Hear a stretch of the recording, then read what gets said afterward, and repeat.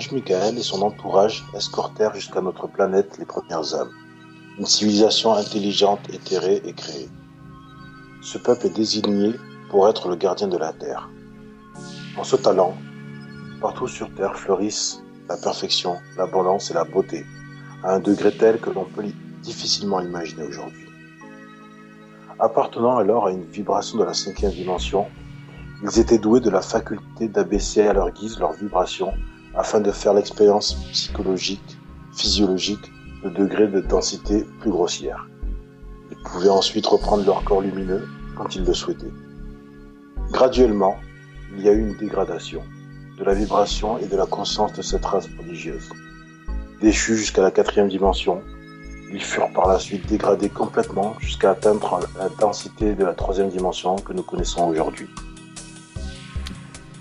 Bonsoir à tous et bienvenue dans ce 3e épisode donc de Il était une fois le monde. Sangara, superbe texte d'introduction. Sangara, comment vas-tu depuis la dernière fois? La dernière fois qu'on s'est parlé, c'était l'an dernier. C'était l'an dernier quand même. Et ouais. Ah oui, c'était bonne année. Bonne année à tout le monde. Bonne année 2015 qui commence sur les chapeaux de roue. On a pu le constater dernièrement. L'année 2015 n'est pas partie sur les meilleurs auspices. En tout cas, j'espère que ça va s'arranger au fil du temps. Enfin, je sais que ça va s'arranger au fil du temps. Donc voilà, donc ce 3e volet de Il était une fois le monde.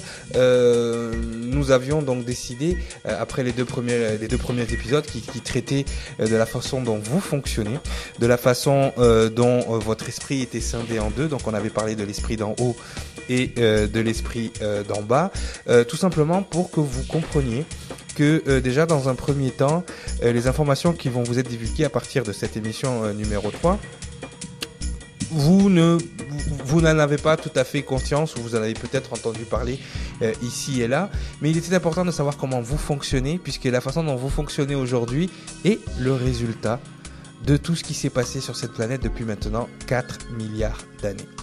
D'accord. Donc Sangara, aujourd'hui, donc nous allons parler des origines de l'humanité, mais pas simplement de l'humanité, de la vie tout simplement sur cette planète, des mécanismes qui ont fait que aujourd'hui l'homme tel que nous le connaissons en est arrivé à ce système de fonctionnement. Donc on va essayer de pas rentrer trop dans les détails, puisque justement l'ego humain, le fameux esprit d'en bas dont on vous a parlé dans la première émission, aime bien se situer dans le temps, aime bien avoir des définitions, aime bien avoir des points de repère qui lui permettent de comprendre et d'accepter une information. Là, nous, on va faire tout le contraire. Alors, il se pourrait que vos égos soient un peu perturbés, soient un peu décontenancés, soient un peu décalés, voire même perdus dans le flot d'informations que nous allons vous donner. Mais c'est voulu. Parce que justement, beaucoup de livres ont été écrits, beaucoup de choses ont été dites sur les origines de l'humanité. On a parlé de manipulation génétique d'êtres venus de l'espace. On a parlé d'évolution. Darwin est parti sur sa théorie de l'évolution. En fait, tout et n'importe quoi a été dit. Donc, on va essayer de mettre tout ça au clair dans une version, on va dire, synthétisée, rapide, simple. On va essayer de pas trop partir dans le temps, parce qu'il y a des choses qui se sont passées il y a tellement longtemps que même votre esprit n'est même pas capable de discerner cet espace-temps. Donc c'est pour ça que donc Sangara, toi aujourd'hui, par rapport à ces origines de l'humanité, parce que toi tu es spécialiste du fait, toi comment tu pense que on pourrait amener l'information? Comment toi déjà tu vis avec toute cette information en sachant pertinemment donc tout ce qui s'est passé depuis tout ce temps? Alors, pour savoir comment moi je vis avec, j'essaye juste de réveiller ce que je peux avoir en moi, cette connaissance à chaque instant, et d'aller chercher, le fait d'aller chercher une information, de regrouper les informations ici et là, me permettent en fait de me dire que ce que j'ai à l'intérieur de moi, ce ne sont pas des bêtises en fait. C'est quelque chose que l'on sait déjà, c'est quelque chose qui est enfoui à l'intérieur de nous. Exactement. On doit enregistrer, travailler. Et voilà, c'est déjà enregistré, ce qu'on appelle on peut appeler la mémoire génétique, tout mémoire à fait. spirituelle, tu vois. Ouais. Mais je vais le chercher, je regroupe les informations et je constate que ce que j'ai à l'intérieur de moi, ben, c'est pas des bêtises parce que je le redécouvre, en fait, tout simplement. Oui, parce que déjà, bon, il faut partir du fait de ce qui a été expliqué, de ce qui a été raconté, alors que ce soit les religieux, que ce soit les scientifiques, que ce soit on va dire les gens un peu plus spirituels, un peu plus gnostiques. C'est vrai que quand on prend toutes les informations les unes avec les autres, il y a énormément de contradictions, mais en même temps il y a beaucoup aussi de lieux communs. Oui, D'accord. des points de convergence. Ouais, voilà. Et c'est ces lieux communs qu'il faut essayer de connecter les uns avec les autres en oubliant ce qui divise parce qu'on a bien vu, hein, les religions peuvent amener à des atrocités. La science parle de ceux qui savent dans le moment présent, d'accord, mais c'est pas forcément la vérité absolue. Et ensuite, c'est vrai que on tend, c'est vrai qu'avec les nouvelles religions New Age, les nouvelles technologies, toutes ces choses-là, à comprendre un peu que justement il y a eu un cheminement, il y a eu une évolution. Donc Darwin a essayé de l'expliquer, mais il est tombé sur un os quand il a fallu expliquer le chaînon manquant. Les ufologistes sont convaincus que nous sommes le résultat d'une manipulation génétique. Une manipulation génétique venant de l'espace, en fait, des extraterrestres qui auraient créé ou qui auraient participé à la création donc de l'homme tel qu'on le connaît aujourd'hui. Et c'est vrai que au milieu de tout ça, bon, déjà, c'est très compliqué pour l'esprit, on va dire, de l'humain contemporain. Donc déjà, d'essayer de comprendre et d'essayer d'avoir accès à des informations. Déjà, quand on lui parle d'extraterrestres, c'est compliqué. Et ensuite, le langage scientifique est trop lourd. Et le langage religieux, malheureusement, n'est plus trop écouté. Enfin, malheureusement, c'est pas malheureux, mais disons que le langage religieux n'est pas arrivé à percer justement l'esprit humain par ses métaphores et ses allégories. Donc nous, ce qu'on va essayer de faire, c'est justement de regrouper tout ça, de rassembler tout ça dans une explication simple, la plus simple possible, parce qu'effectivement, on pourrait rentrer dans les détails, on pourrait rentrer dans les dates, on pourrait rentrer dans des datations qui sont, comme je vous dirais, qui seraient en adéquation avec ce que vous avez appris dans les livres d'histoire, de préhistoire ou même de sciences naturelles, vous voyez. Donc c'est pour ça que, par rapport à ça, on va essayer d'être le plus précis possible, sans pour autant rentrer dans les définitions, sans pour autant rentrer dans le mysticisme. Justement, dans ton texte, tu parlais de l'archange Michael.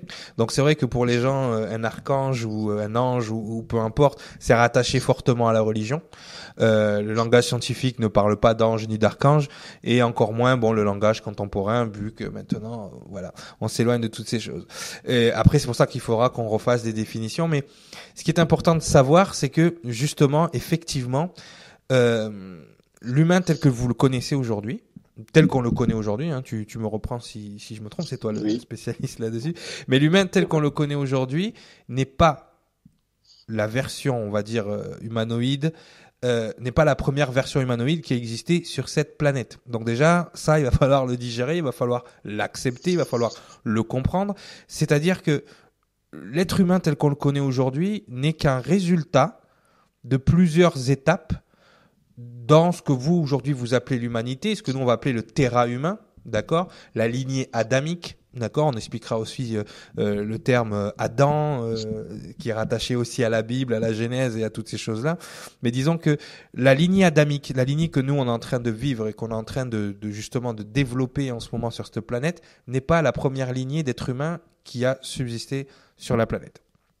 Donc ça, c'est important de le savoir, et c'est important déjà de comprendre que nous vivons une expérience unique, spéciale, d'accord, et que cette expérience va nous mener à une autre expérience plus tard. Donc là, on va revenir déjà sur les origines. Donc toi, au niveau, on va dire, on va essayer de se mettre au niveau des gens, les informations qu'ils peuvent avoir. Toi, au niveau de ce que tu as pu voir dans des documentaires ou dans les émissions de télé ou dans les livres d'histoire ou peu importe, quelle est, tu penses, la version que Monsieur Tout-le-Monde aujourd'hui a par rapport à l'humanité ? Qu'elle soit religieuse ou scientifique, quelle est pour toi la version que tout le monde peut avoir aujourd'hui ? Alors, je vais essayer de sortir de ce que moi j'ai pu. Oui, c'est-à-dire qu'il faut que maintenant tu baisses ta vibration et que justement toutes les connaissances que tu as, tu les oublies et tu te mets à la place de Monsieur Tout-le-Monde là qui écoute l'émission et qui ne sait rien de ce qu'on sait. Exactement. Alors, tu vas avoir plusieurs personnes, plusieurs analyses, en fait, suivant les personnes. Tu vas avoir le religieux. Alors, là, on va voir le religieux, on va dire, assez primaire, on va dire, les créationnistes, Oui. qui vont expliquer que pour eux, l'humanité, consciente comme on la connaît aujourd'hui, elle a 6000 ans. Elle a 6000 ans. Elle doit être des origines, en fait, de la période de l'Ancien Testament, grosso modo. Ouais. Tu vois. Voilà, ensuite, tu vas voir effectivement les darwinistes, comme tu l'as expliqué, donc qui suivent eux l'historique donc de l'évolution de la préhistoire, voilà, de l'homme de Néandertal et tout ce qui va avec. Oui. Tu vois, c'est vrai. Jusqu'à effectivement des premières civilisations. Et si on doit se baser sur ce que on va dire un socle commun, la première civilisation connue de nous, c'est les Sumériens. D'accord. Ouais. Si on reste là sur vraiment l'aspect basique, on va pas rentrer dans le détail des Sumériens parce que je pense que tu vas y venir après. Oui, on y viendra plus tard. Donc, et ensuite, tu as donc les scientifiques, les religieux. Oui, je veux dire, on va dire que c'est les deux gros pôles de pensée qui aujourd'hui ont pris le monopole d'expliquer en fait aux gens comment l'humanité s'est créée, les origines. Et c'est vrai que quand on rajoute le côté un peu ufologique, tous les gens qui croient aux extraterrestres et qui croient à des êtres venus de l'espace, c'est vrai que eux, si tu veux, ils ont amené l'explication du chaînon manquant de Darwin. C'est-à-dire que l'être humain est passé donc de la phase de singe tout d'un coup à singe évolué, on va dire à singe plus qui était l'homme de Néandertal, et tout d'un coup il s'est passé quelque chose, on sait pas quoi. Et si tu veux, les ufologiques, ils auraient l'explication, c'est-à-dire qu'à ce moment-là précis, des êtres venus de l'espace, des petits hommes verts, ou comme les Sumériens les appelaient, des Anunnaki, sont venus. Exactement. Et ils ont mis un peu de leur tambouille dans la soupe. Voilà. Ils ont mis un peu de tambouille dans la soupe, et si tu veux, là, tout d'un coup, hop, on devient des êtres intelligents. Mais déjà rien que ce cheminement, on va dire que peuvent avoir les UFO, ils sont plus proches de la vérité, si tu veux, que les scientifiques et les religieux. Cependant, c'est pas tout à fait ça non plus. Disons que c'est beaucoup plus compliqué. Déjà, il faut repartir cette fois-ci à l'origine complète de la vie. C'est-à-dire que tu ne peux pas expliquer aux gens, oui, il y a déjà eu d'autres civilisations avant les Sumériens, il y a déjà eu des civilisations pré-adamiques, on va dire, et en plus, ils ont mis un beau bordel sur la planète. Et ce qui a donné donc naissance à la nouvelle race que nous vivons aujourd'hui. Mais ça, il va falloir essayer donc on va essayer de repartir très très tôt dans le temps, c'est-à-dire la création de cette planète. Vas-y, si tu avais quelque chose à dire. Non, oui, je voulais juste. C'est vrai que par rapport à ce que tu as indiqué au niveau des qu'on appelle ça les Anunnaki. Oui, voilà, au niveau des Anunnaki, c'est vrai que l'information, en fait, la version que nous sortent les théories, les pendants de la théorie donc extraterrestre, sont pas si loin que ça. Non, ils sont pas loin puisque ils ont amené un mode de pensée, parce que là on n'est plus dans une histoire de croire ou pas croire ou quoi que ce soit. Ils expliquent. Voilà, ils expliquent. Ils ont un mode de pensée en disant qu'il y a eu une intervention. Et c'est là-dessus que c'est important que cette intervention, ce concept d'intervention dans le mélange ADN qui existait déjà est vraiment important, puisque c'est ce qui se passe depuis 4 milliards d'années sur cette planète, mais à plusieurs niveaux, à plusieurs phases et dans plusieurs, on va dire, strates d'évolution. Donc on va essayer de rester simple, d'accord?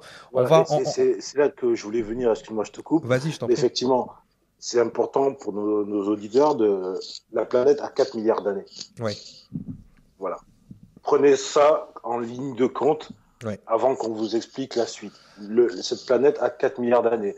La vie existe sur cette planète depuis une très, très, très longue durée. Oui, très longue durée. Il y a eu des. Voilà. Si l'homme singe, enfin, si le singe a pu évoluer vers l'homme, il y a peut-être d'autres espèces, d'autres formes de vie qui ont pu évoluer sur cette planète aussi. Donc ça, c'est important que les gens prennent ça en conscience. Puis ne serait-ce que si on devrait parler à des religieux, leur dire, écoutez, il il y a 3 grands livres, on va dire, aujourd'hui. Vous avez la Bible, la Torah, vous avez le Coran. Bon, après, il y a toute la religion bouddhique et tout. D'accord? Bon, je veux bien, mais c'est comme si l'homme n'avait pas existé avant l'écriture de ces grands livres.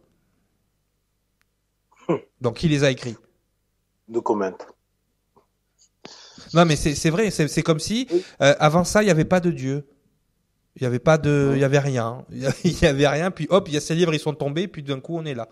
Donc non, il faut prendre conscience que ces écrits. Attention, on remet pas en cause les écrits sacrés, parce qu'on a vu ce que ça donne. Mais disons que ces écrits, ils ont été détournés par les religions, d'accord. Mais qu'à la base, ils racontent tous la même histoire, d'accord. Ça, tout le monde est d'accord pour se dire, ils racontent tous la même histoire. Et ensuite, les différences qu'ils peuvent avoir dans ces 3 livres ont été utilisées pour créer des religions qui ont été utilisées plus tard pour nous diviser. Mais si vous prenez la base, et c'est là-dessus qu'on va se baser pour commencer notre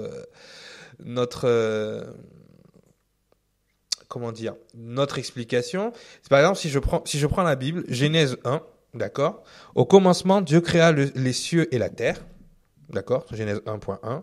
Genèse 1.2, la terre était informe et vide, et il y avait des ténèbres à la surface de l'abîme, et l'Esprit de Dieu se mouvait au-dessus des eaux. Bon. Ce que vous devez savoir, c'est que entre Genèse 1.1 et Genèse 1.2, quand on le lit comme ça, on a l'impression qu'il s'est passé 10 minutes. Hein. Et pourtant, il s'est passé des millions et des millions d'années, avec tout ce que ça comporte au milieu. Donc c'est pour ça qu'il est très dangereux, d'accord, justement de se projeter dans le temps, parce que quand on lit par exemple la Genèse, j'ai pris la Genèse biblique, j'aurais pu prendre les autres, mais c'est à peu près ça en fait. C'est qu'entre la Genèse 1.1 et la Genèse 1.2, en plus il y a une erreur de traduction, c'est pas la terre était informe et vide, c'est la terre est devenue informe et vide. C'est ça qu'on a écrit. Mais bon, les traductions ensuite se sont un petit peu galvaudées. Donc en fait, au commencement, Dieu créa les cieux et la terre. Alors vous pouvez appeler Dieu l'énergie de départ, le Big Bang, enfin ce que vous voulez, hein. D'accord? Donc au commencement, Dieu créa les cieux et la terre, et entre 1.1 et 1.2, il y a des millions d'années. Et nous, c'est ces millions d'années-là qu'on va essayer de remplir pour vous, sans pour autant rentrer dans les détails. Vraiment amener donc le schmilblick jusqu'à la fin. Donc toi Sangara, au niveau de ce que toi déjà tu peux te rappeler, de l'information que tu as aujourd'hui, que tu as pu récupérer, comme tu l'as dit tout à l'heure, à l'intérieur de toi, les premiers êtres éthérés dont tu parlais dans ton introduction, en fait, est-ce que ces êtres éthérés qui vont au niveau du mysticisme, donc ce seraient des archanges ou au niveau des religions, mais est-ce qu'on pourrait pas justement dire, voilà, les premières énergies intelligentes, on va dire, de création, peu importe comment elles appellent, qui ont créé la vie sur cette planète, sont arrivées? D'accord, elles ont été envoyées ou elles sont arrivées par la force de la nature ou la force du cosmos. On va essayer de pas troubler trop les scientifiques ou les gens un peu cartésiens. Mais est-ce qu'on pourrait pas dire plutôt que ces énergies en fait de création sont arrivées et ont insufflé la vie dans ce monde? Tout simplement.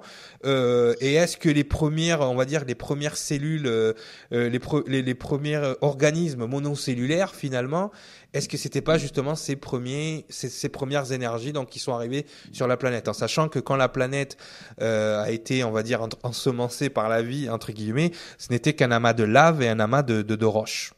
D'accord? Donc toi, par rapport à ça, est-ce qu'on pourrait pas justement, pour les esprits un peu scientifiques, juste dire, voilà, il y a des énergies, des bactéries, ce que vous voulez, qui sont arrivées sur cette planète et qui ont justement fait en sorte que cette planète devienne un lieu de vie.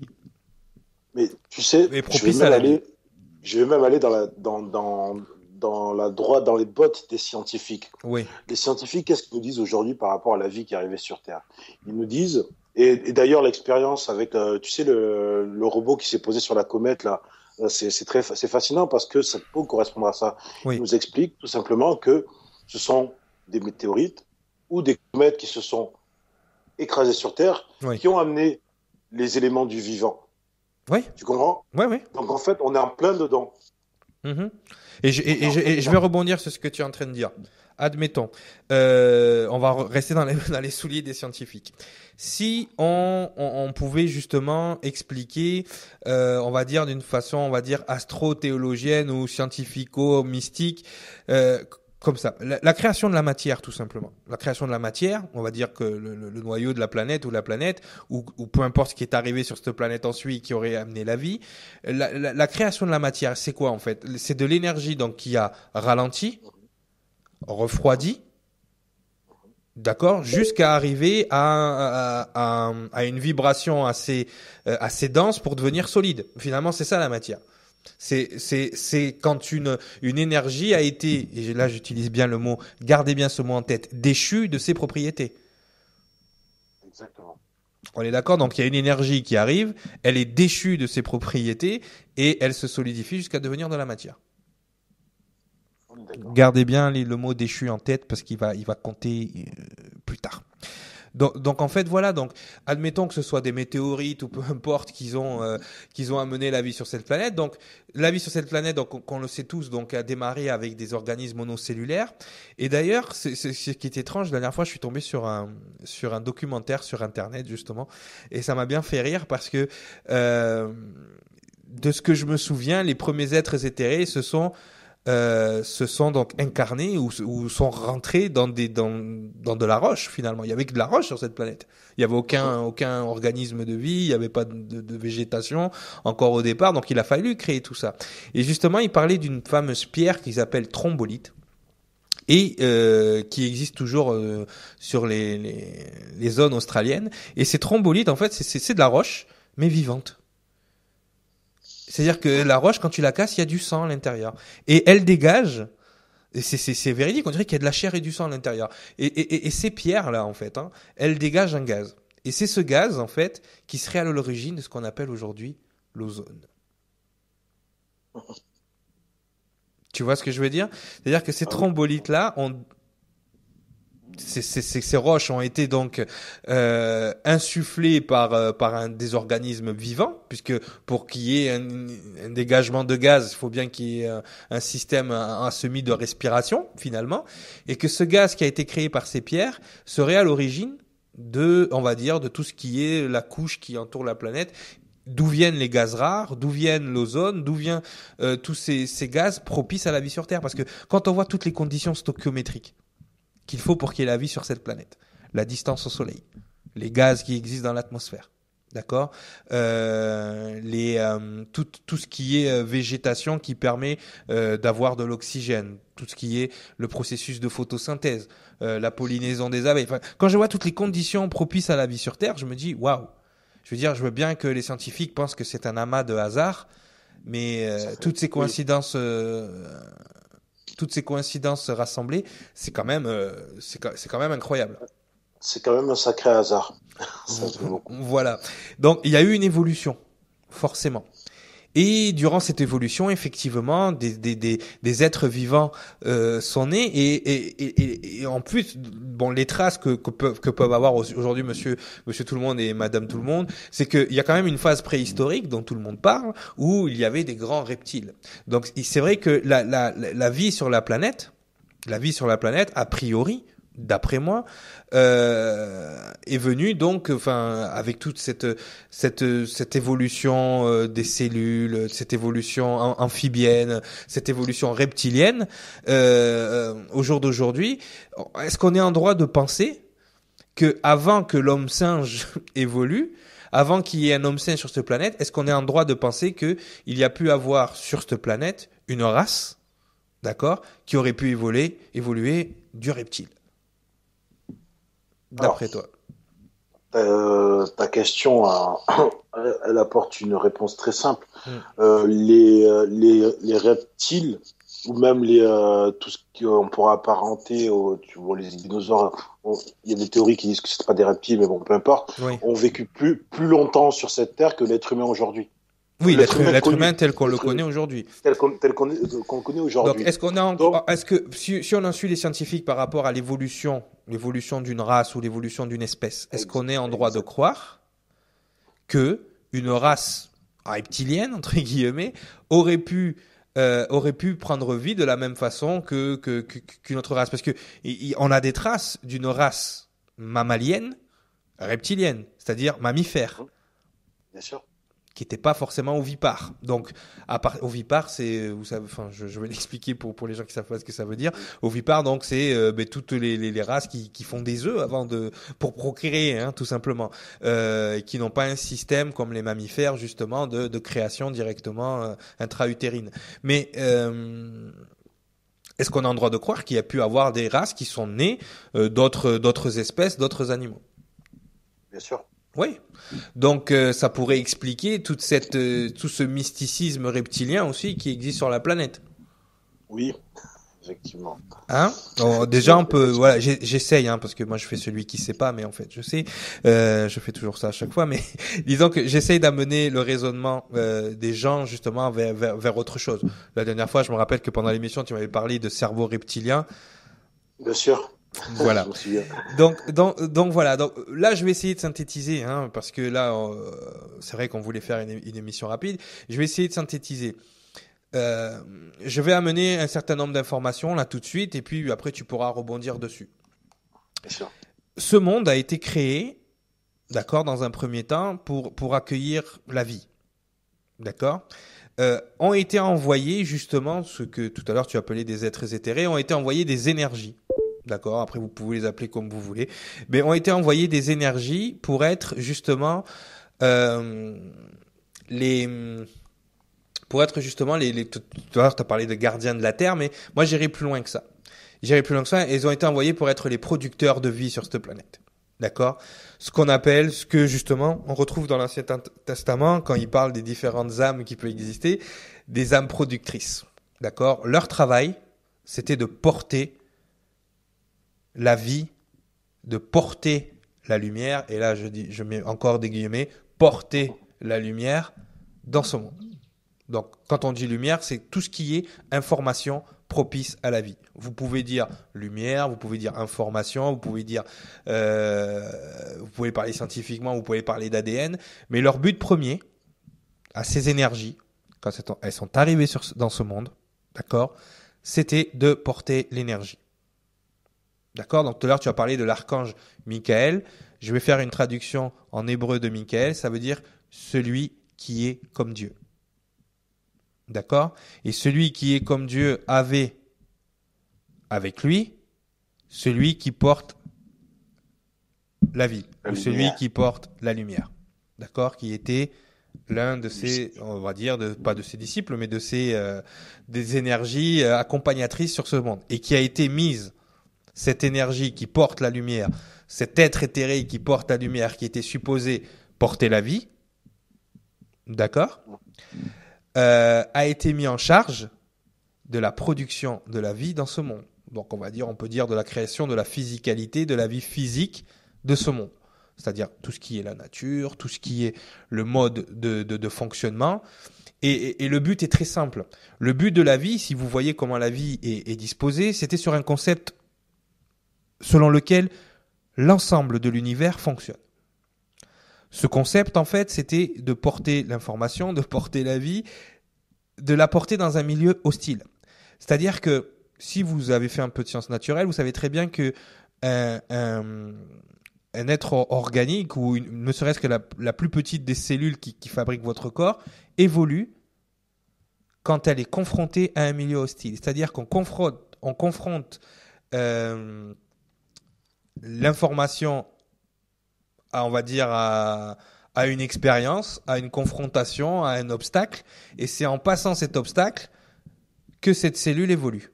Absolument toute la théorie de Darwin est basée sur sur concept en fait. Et c'est peut-être ce qui dans la théorie de Darwin est la seule chose qu'il faut garder.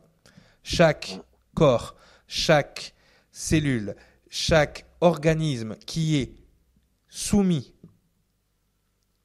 donc à un obstacle ou soumis à une expérience ou soumis à un milieu hostile évolue. Si vous n'êtes pas soumis à un milieu hostile, vous n'évoluez pas.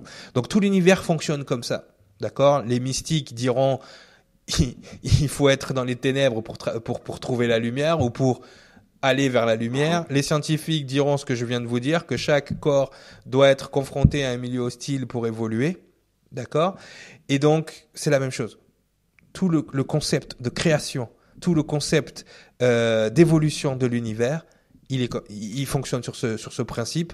Même, je dirais même les mystiques ou les sociétés occultes ou les sociétés secrètes vous diront que c'est à travers le chaos qu'on crée l'ordre. Ouais, bon, ça c'est la doctrine des Illuminati que tu viens de donner. Exactement, exactement. Mais ces gens-là ne sont pas par hasard en ce moment sur la planète et les choses dont on est en train de parler, peut-être qu'ils existaient déjà et c'est pour ça qu'ils ont cette doctrine.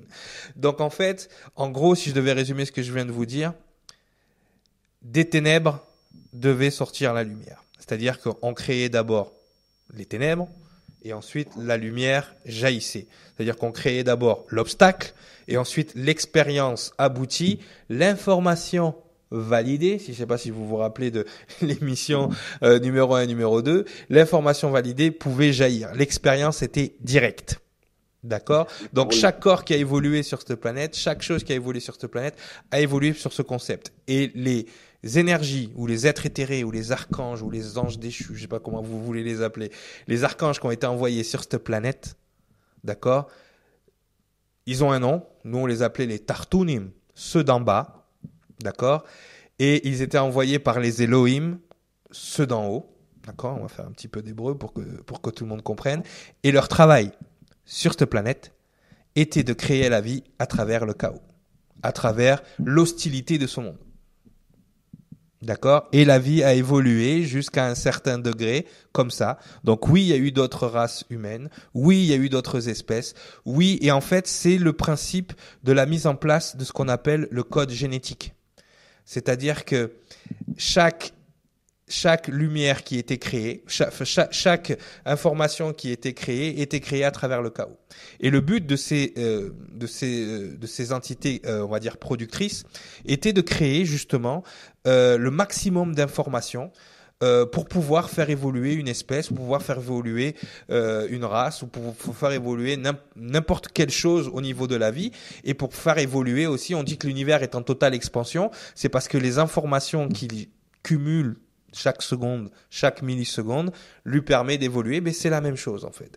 Le but, c'était que ces êtres éthérés devaient amener la lumière, en fait, devaient amener l'énergie et l'expérience dans ce monde, et de récolter ensuite le fruit de ces expériences et de les renvoyer à la source.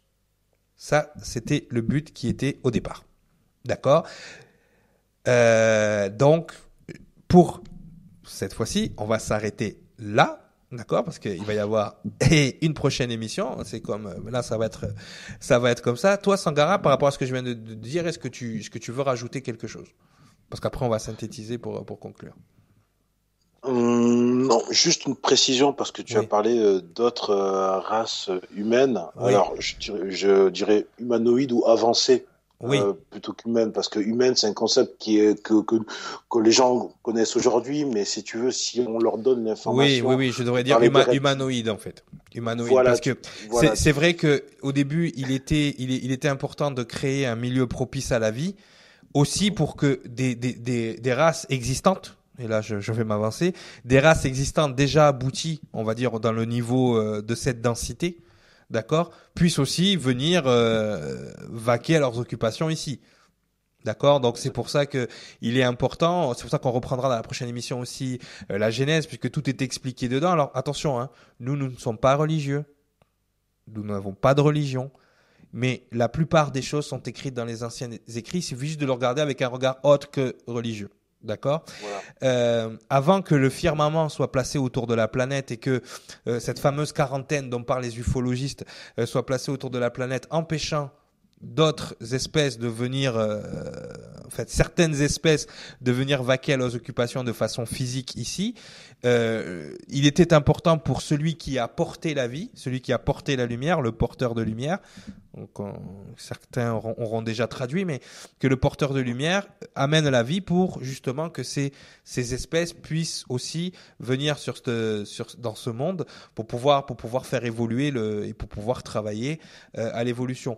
Donc, les scientifiques parleront d'énergie, de bactéries, ils parleront d'organismes monocellulaires, puis ensuite bicellulaires, et puis avec tout ce que ça implique. Mais c'est vrai que voilà, quand je parle humain, je parle humanoïde. L'humanité, c'est ce que nous on est en train de vivre au jour d'aujourd'hui, parce que l'humanité c'est un concept bien précis. Mais on va parler d'êtres qui pourraient ressembler de près ou de loin à ce que nous sommes aujourd'hui, hein. C'est-à-dire que si on avait rencontré ces êtres-là dans le passé, ils ne seraient pas bien différents, même si certains avaient des tailles surdimensionnées. Donc ça, on en reviendra quand on parlera des géants et des néphélim. Mais c'est vrai que il y avait un travail. Et là, on va faire un petit spoiler pour la prochaine émission. Les énergies qui étaient là sur cette planète avaient le devoir de faire évoluer les espèces, de faire évoluer la vie sur cette planète, mais ils avaient aussi des interdictions, et ces interdictions, ils les ont outrepassées. D'accord ? Donc, est-ce que toi, et justement, donc, on parlera de ça dans la prochaine émission, mais toi, Sangara, est-ce que tu as quelque chose à rajouter par rapport à cette émission ? Je serais juste rapidement revenu parce que tu parlais de l'interprétation en fait des livres saints. On a parlé de la Bible.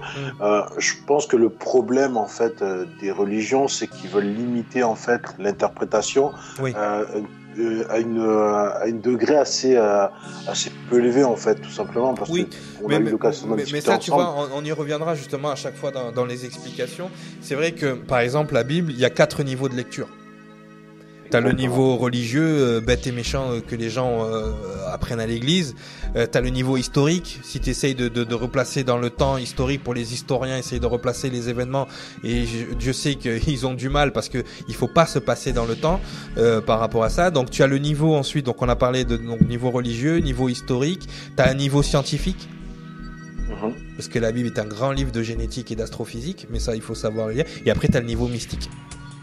Ouais, donc c'est au niveau mystique que tu vas retrouver tout ce qui est ange, archange, que tu vas pouvoir en parler et expliquer ce que c'est. Et en fait, après tu descends en vibration. Donc voilà. Et je pense que le plus bas niveau de vibration de ces livres-là, c'est le niveau religieux, en fait, puisque c'est celui qui te limite le plus dans la compréhension. Et pour finir sur la Bible, tu parlais tout à l'heure d'Elohim. Je pense que c'est un terme qu'on retrouve dans la Bible. Oui, c'est un terme qu'on retrouve dans la Bible, mais qui n'est pas un terme religieux. Voilà, c'est simplement de l'hébreu pour dire ceux d'en haut. Voilà, et qui n'est pas traduit, parce que quand la Bible a été traduite de l'hébreu au grec, elle a été mal traduite. Je pense qu'on en avait parlé. Non, il y a beaucoup. On reviendra sur les traductions. On aura une émission d'ailleurs qui parle des paraboles, des écrits. Il faudra qu'on revienne dessus. Oui, on reviendra, mais ça c'est prévu, hein, de toute façon. Ça, ne t'inquiète pas. Justement, là, on essaye de replacer les origines directement. On en parle de façon vague, mais après, on va rentrer en détail dans chaque chose qu'on dit. Il faut qu'on apprenne les concepts, en fait. C'est tout simplement ça. Comment fonctionnait l'homme, on va pas dire l'humain. Comment fonctionnait l'homme avant? Sur quel système d'évolution il était basé. Donc on était basé sur un système de chaos, c'est ce qu'on expliquait. Et il évoluait dans un milieu hostile qui a permis de faire évoluer les espèces et les races sur cette planète, et jusqu'au moment où jusqu'à Adam et jusqu'après tout ce qu'il y a. Parce que Adam aussi c'est pareil. Adam c'est une métaphore. Il faudra expliquer tout ça. Donc ça, ne t'inquiète pas, là-dessus, on reviendra. Donc voilà, les émissions vont être un peu plus courtes, d'accord. On va essayer de vous laisser digérer les informations. On en est déjà à 38 minutes. Donc avant de conclure, est-ce que tu as autre chose à dire?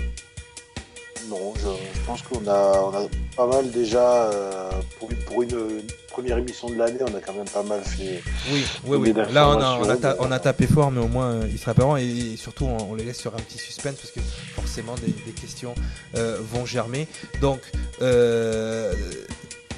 on a expliqué le concept de ces fameuses entités qui venaient porter l'énergie, porter la vie, porter la lumière pour certains. Donc on reviendra pour la prochaine émission. Justement, nous parlerons de l'archange. Alors le nom va faire grincer, Lucifer, le porteur de vie. C'est clair. On a raccourci un petit peu ça.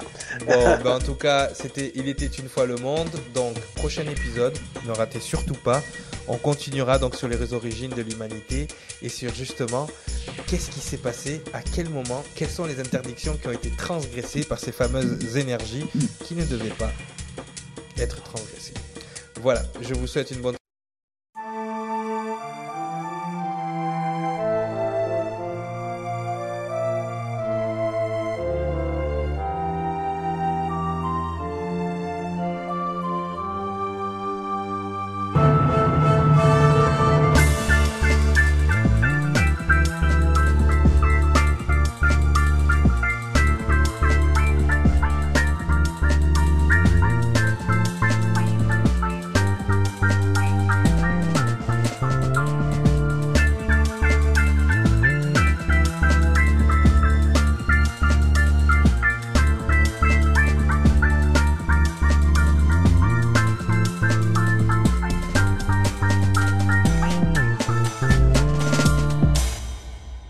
soirée.